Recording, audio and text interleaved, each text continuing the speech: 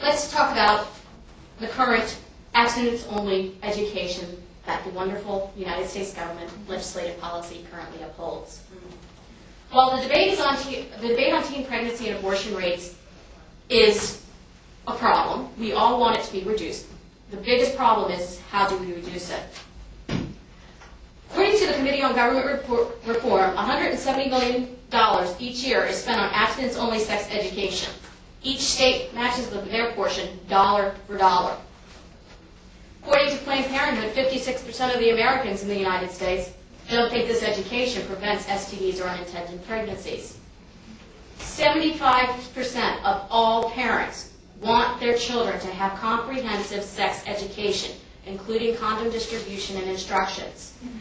But apparently Capitol Hill thinks that 75% of the parents in America are wrong and they don't know what's best for their own children.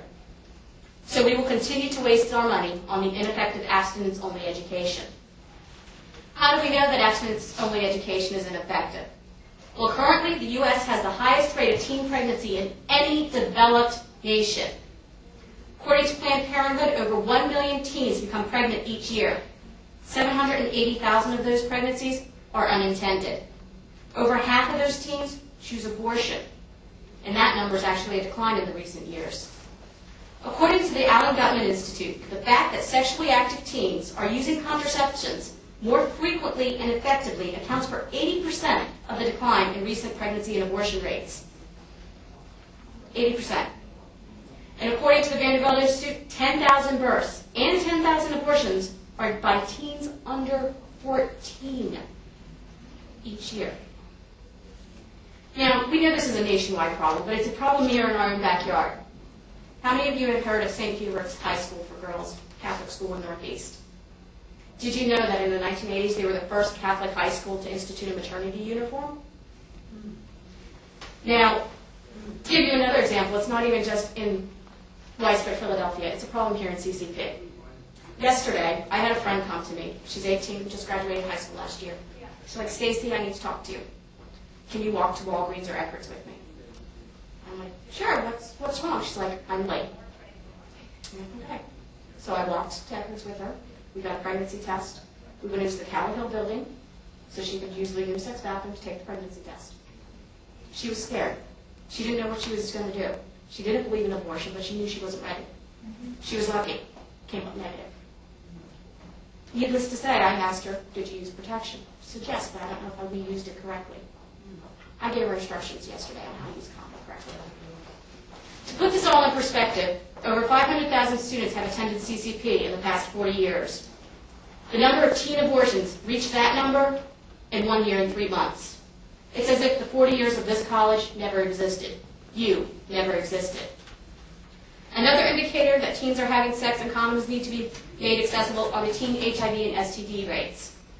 According to FamilyEducation.org, over 3 million 13 to 19-year-olds are infected with an STD.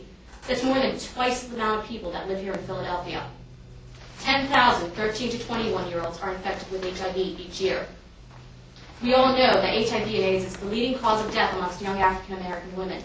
Did you know it was the 6th cause of death in the nation? Why not use a condom? The fact is, parents don't talk to teens about it, or sometimes even if they do, teens get the wrong information which endangers their lives. 63% of teens didn't know they could get HIV from oral sex. They thought it had to be penetration. According to Planned Parenthood, half of those teens want basic information on STDs and HIV. 40% want info on where to get condoms, and 30% want instructions on how to use them. Over 250 million students are in the United States in grades 5 through 12, according to the U.S. Census Bureau. 27 million in Pennsylvania alone. By the end of the day, 69 teenagers will be handed a death sentence and led to the slaughter because they have contracted HIV from the sexual encounter they had today. During our 55-minute class, that's 3 teens infected, 1 every 16 minutes.